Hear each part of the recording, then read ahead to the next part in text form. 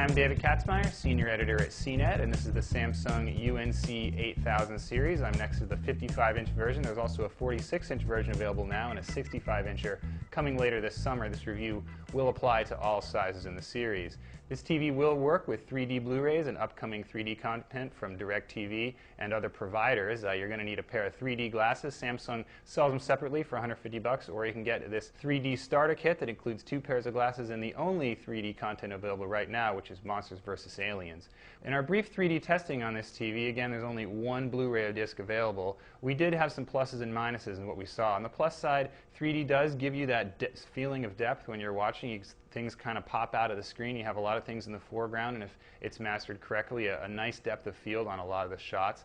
On the flip side, it does tend to give you a little bit of a queasy feeling sometimes, at least it did for us. There's also the fact that there's some crosstalk visible in the image. That appears sort of ghostly images that are kind of around the main images, and that's just kind of an artifact of 3D, at least on this TV. Again, we haven't really compared 3D across a bunch of different televisions, so we're only talking about the Samsung now, but in general it seems like 3D, even with the Blu-ray, has a little bit to go before it's ready for prime time. There's also a 2D to 3D conversion on this television, which allows it to display pretty much any 2D content with a 3D effect. That effect is kind of hit or miss in our experience. It does allow the foreground to pop out a little bit at the best of times, but sometimes jerky camera movement can make things seem a little bit queasy. And again, don't expect any kind of normal 3D effect as you would get from actual 3D content, but some people might really enjoy the 2D to 3D conversion.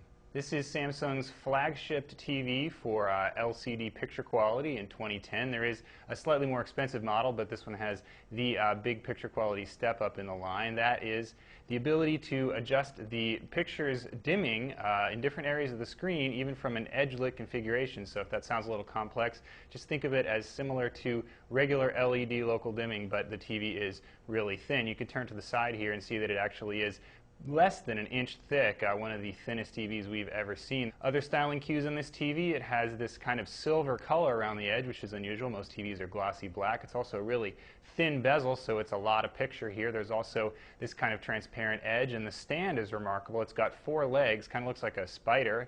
There's kind of a swivel going on, so all things considered, it's a pretty unique looking television. Another different design this year is the TV's remote, which we usually don't mention remotes, but this one was kind of unusually difficult to operate. We really didn't like the fact that you couldn't really tell apart the keys unless you looked down at them, which of course is a little bit difficult in the dark. It does have backlighting, but all things considered, one of the more difficult remotes to use. This TV does have plenty of those interactive add-ons. Samsung calls them its apps platform, which is similar to iPhone's apps. You can actually go into the menu and download a whole bunch of different applications to work with this TV, anything from Netflix to 2 or 3 different weather services to news to sports to about 15 games at this point. Samsung says it's going to add even more apps in the future. There's going to be paid ones. Netflix works pretty well. There's also Vudu, Amazon Video on Demand, Pandora.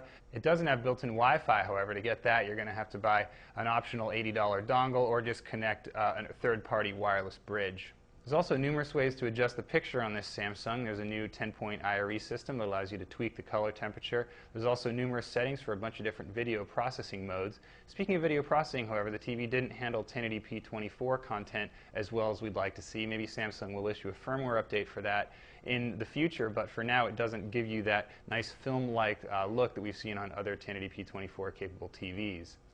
Speaking of film-based content, we did subject this TV to our normal comparison test in the lab with other 2D televisions, and in 2D mode its performance was very good. We did like the relatively deep black levels, although they're not as deep as we've seen on other local dimming and plasma displays that can get a little bit deeper. On the flip side, it's better than a lot of the other edge-lit TVs we've seen. Color accuracy was very good, especially after we adjusted that 10-point system, especially in the middle of the scale. The lower end of the scale did go a little bit blue, and we also saw some uniformity issues on this TV, which included some slightly brighter edges, a little bit of faint banding, and some off-angle issues where the picture did fade and get discolored when you looked from either side. So for connectivity, the UNC8000 series has 4 HDMI inputs on the back panel, as well as a bunch of analog inputs. The downside is because the panel is so thin, you actually have to have these breakout cables, which are included with the TV for any of the analogs. So we got component video here.